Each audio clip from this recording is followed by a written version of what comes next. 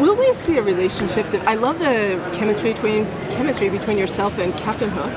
Will we see a relationship actually develop this year between the two? All I know and can say is that that she would never spend this much time with him willingly. Right. Before Neverland. It's not like they'd be hanging out in Storybrooke if they were still back in Storybrooke. So the circumstances of trying to save Henry and being in a place where he knows the territory and she doesn't, and there's a certain amount of trust and reliance that she has to have in him and on him, that puts them in a situation that they just would never be in otherwise. And he's been pleasantly surprising her by actually following through with the things that he promises and by actually being helpful, which is not what she expected. So her opinion of him and her view of him as a person definitely drastically shifts from the beginning of season 3 to the middle of season 3. Mm-hmm. Right, thank you. What new character development are we going to see with Emma? Mostly just the more of herself. Her emotional life is more alive this year. She is not as guarded in Neverland, and so she is more vulnerable and more volatile and more invested and more concerned. You know, everything is sort of more this year for her. There aren't the same limits of guardedness that she's had up until this point. So we definitely learn a lot more about what pushes her buttons and what excites her and what upsets her, and she's learning that as the audience is learning that. These are not things that she knew about herself that she's just been hiding. A lot of it is the circumstances of this journey pushing her to discover these things about herself and then express them and then see how that ends up affecting the way she relates with Mary Margaret and David and everybody else around her. And I think that when someone's put in a life and death situation, which she is in terms of trying to save Henry, you learn a lot about yourself. And so we're seeing Emma learn a lot about herself this year. How will Emma having to admit that she was abandoned as a child affect her relationship with Mary Margaret? Because we've seen a lot of Mary Margaret being super perky all the time, and you being like, get away. A little bit, I think. I think it's hard because it's a little bit more of a question for Ginny than for me, and I don't want to speak on her behalf, but I can say from what I'm guessing based on conversations she and I have had and other scenes that continue to happen. I think it's a reality check for her of how much she missed with Emma. She's continued to try to hold on to this ideal of if we're together, it's fine, but that doesn't change all the experiences that happen. I was literally just saying back there, it's literally you coming up to me and being like, well, I'm your mom. And I'm like, okay, great, let's be super close. You can't do that. You need to have time spent. You need to develop a relationship through experiences with someone. And so Mary Margaret, rightfully so, is so determined to have this connection with Emma, but you can't force that, even though she is her blood mother, even though she loves her dearly and never wanted to give her up and came from all the right intentions. It doesn't change that we've had no time to develop a relationship. So we're just in a state now where it's not even about unforgiveness, it's not about anger, it's not about any of those things. It's literally just they need time spent in order to develop a history together and to develop those relationships with each other. And you can't make that happen faster than it's going to happen.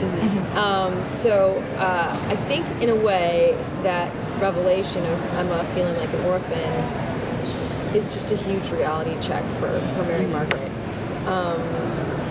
It's a realization that Emma did not know she was hiding. It's something she learns about herself in the moment, but it is something that dampens the hope, I think, that Mary Margaret has had that they are going to have some sort of idealistic mother-daughter relationship immediately. How do you relate to Emma in that way? Based on your own experience with your life, how do you relate to your character in that way? Because you play it so well. Well, thank you. I don't really. My parents are still together. I've never been abandoned by my parents. I had a really incredible upbringing. I'm one of those rare people whose parents are still married, So I've been very, very, very blessed in my own life to not have to go through a lot of what Emma's gone through. What I initially did to try to connect with those parts of her was read as many memoirs as I could get my hands on of people who were raised in the foster system. And it's heartbreaking. To me, it's outrageous that there's even one book about how horrible this can be. Not that every foster situation is horrible, it's not every, but the fact that there are 20 plus, 50 plus, 100 plus memoirs out there of horrible experiences of what people have been through in the foster system is devastating.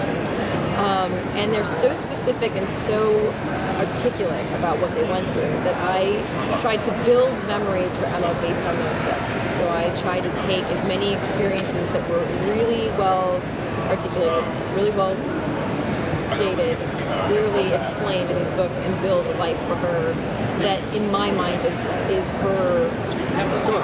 You know, those are her memories.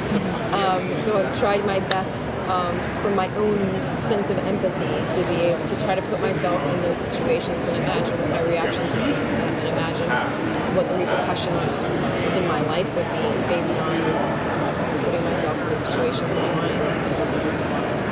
We actually see Emma stepping up for herself this season, and I loved in the premiere where for the first time she says, "I'm the leader." Yeah. And she's never done that before. She's always let Regina take charge, or she's let Charming and Snow take charge. And this time, she's just, "Step back, everyone, this is me." Yeah. So can you talk more to Emma stepping up into her role? Yeah, I think she's just reached her limit when it comes to saving Henry. You know, she's a very efficient person. She's not someone who's going to sit around and talk about how do we do this. She's going to do it. That's how she's always been her whole life. So now she's faced with the most important thing that's ever happened, which is that Henry's been taken and she needs to save him. And she's going to do whatever it takes. So people are either going to join her or they're not going to join her, but she's going to go save him. So sometimes people just have to get pushed to their limits with certain things before their true identity surfaces. And she is instinctively a leader. She's just not been in a position in her life to know that about herself until now. Was there a favorite scene that you've shot so far as Emma in all the different places you get to go? Hard, yeah, it's hard to say because there's so many things, so many scenes that are great. I mean, I've just really enjoyed all of season 3 so far because I feel like every time I go to work, I really work. You know, I felt like there were times in season 2 that I was sort of running around and hugging Henry and being like, "I'm going to kill Regina, I'm going to save Regina, I'm going to kill Regina." It wasn't as sort of emotionally fueled and deep in a certain way. It made sense for storytelling. It was important for what we needed to do in that season, but in terms, selfishly, in terms of what I enjoy doing as an actor, what we've been doing in season 3 so far, I've just really enjoyed. And the scene that we had last week in Lost Girl with Ginny, where I do have that realization of being an orphan. I mean, you're working with such a great actress. Ginny's wonderful, and she's so present, and she's right there, and we do love each other so much, and we're such good friends, and to be able to do work like that with someone that you truly enjoy connecting with is awesome. So that would be one of my favorites, for sure. Who do you think about in your mind when you're relating to the relationship between Emma and Regina?